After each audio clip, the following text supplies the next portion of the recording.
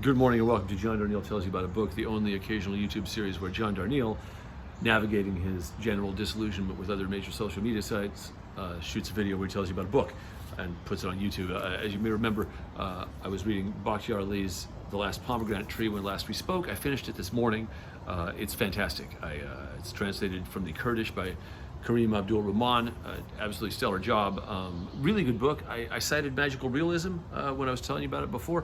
And there's that in it, but I sort of feel like one thing amazing that happens in this book is the magic stuff really becomes quite, you buy into all of it by the end. You know, it's both fantastic and eminently believable because he's talking about bigger things. It's all in the service of some pretty huge questions. But at the same time, what a great read.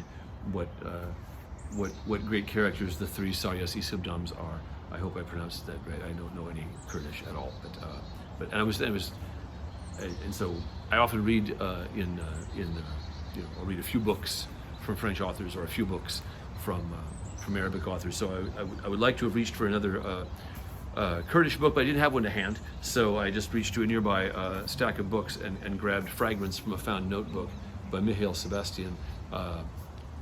It's Romanian. It comes to you from Sublunary Editions out of Seattle. A fantastic publishing house. I'll talk more about that in a minute. I've got my dusty bookshelf bookmark, my favorite bookmark from the Dusty Bookshelf in Lawrence, Kansas. Do shop there if you happen to be in town.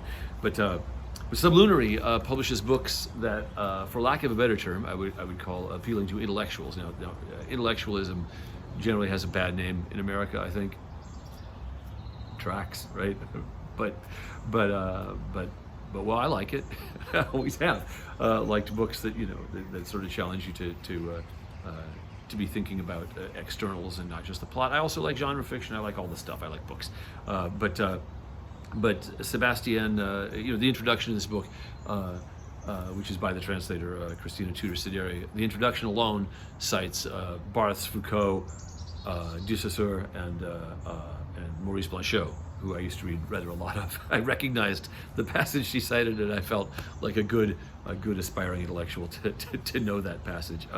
But once you get into the book, it's not. I think one reason people like to conflate intellectualism with boredom, and not, plenty of intellectual texts are dry going, but this one gets off to a great start. It's only 45 pages long. I'll finish it today.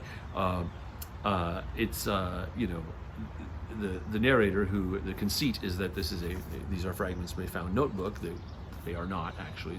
The notebook itself never exists, although it does have a physical existence that's described that I really like. An oilcloth covered notebook that, such as you might find in a butcher's shop, is what the author is said to have found in Paris, although the author is Romanian, and he keeps pretending to be citing the original text. He'll say, well, in French this said this, but it didn't. It never said any such thing. Right?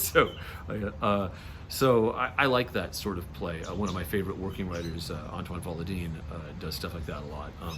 But this comes from the 40s, and it's an early work by an author I hadn't heard of before. This is one reason I'm so grateful to Sublunary, is they're not shy about bringing out these writers who to the English-speaking world are largely unknown, but unknown. That something is unknown says literally nothing about its value, literally nothing.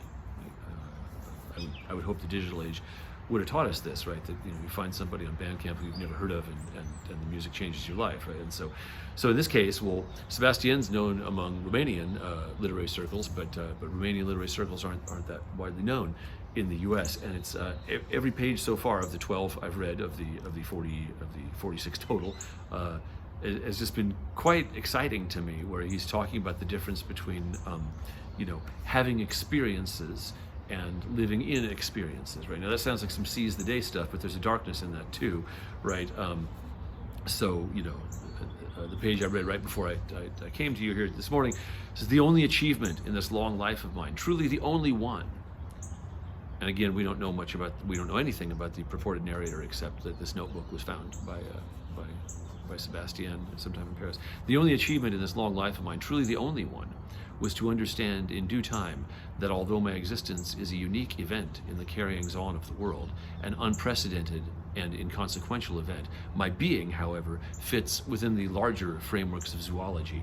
Crises and explanations become meager toys in the face of this truth. This is quite a persona to wiggle inside of first thing in the morning, and I'm having the best time with it. So I thank you for joining me here on John Darnielle Talks About a Book, where I'm talking about sublunary editions, fragments from a found notebook. Sublunary is really great. They're from Seattle, as I say. Sublunarlyeditions.com. You should look into them. They're really cool. Please join me here next time when I will be, possibly as soon as in the next couple days, because I'll be finishing this one today. So good to see you. Be well.